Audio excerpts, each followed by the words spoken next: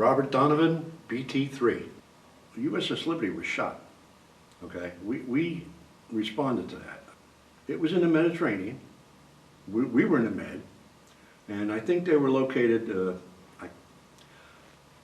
anyway, they were shot, they were gunned by a Israeli gunboat.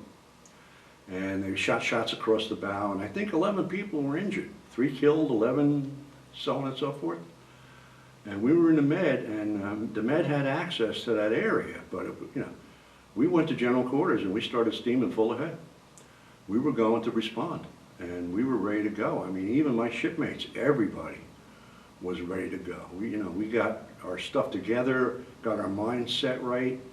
We knew what we were going to do, what we had to do, and it was, I do this and you do that, and we're going to get it done.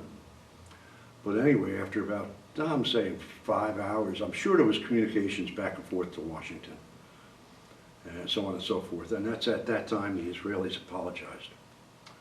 And later on in the day, towards evening, we didn't even have dinner yet, because we knew we set sail probably, we went to full speed midday, and we backed off about 6:30. We didn't have chow, because we were expecting to be there by midnight. So we were now we had to get ready for a dark fight. And our radar equipment in 1966, 67 was the green screen, and things moved and they didn't move. It was fun to look at, but it's like, what are you looking at? Anyway, you got a radio signal from Washington, do not retaliate. And that was that. That was that. We just went down to normal speed, broke general quarters. We were at half general quarters for a while because it gets hot. You're all geared up and everything's closed, battened down, and it gets real hot. So we went to half general for a while because we knew we had travel time before we got there. But that evening, 6:30, we got a signal, do not retaliate. Like, okay. So then everybody had to break from their duties or assignments, and everybody went quiet. What do we do now? Some of our fellow comrades were injured or hurt for some reason. I don't know why that happened, and we can't do anything about it. And we all felt in the dumps.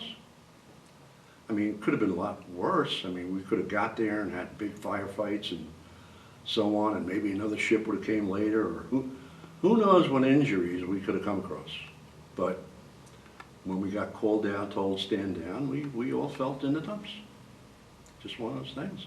We were hours away. We didn't see anything. Yeah, it's amazing how far, when you're doing 28 miles an hour and the action is 350 miles away. Well, there you go. You're there tomorrow, and you hope that you can do the best you can when you arrive on site, on station, And the station is always dictated by radio signals from Washington. We want you here at this point. We want you over to the left over here. We want you 30 miles off the point to the west. We didn't know all that info. We just ready to do our jobs.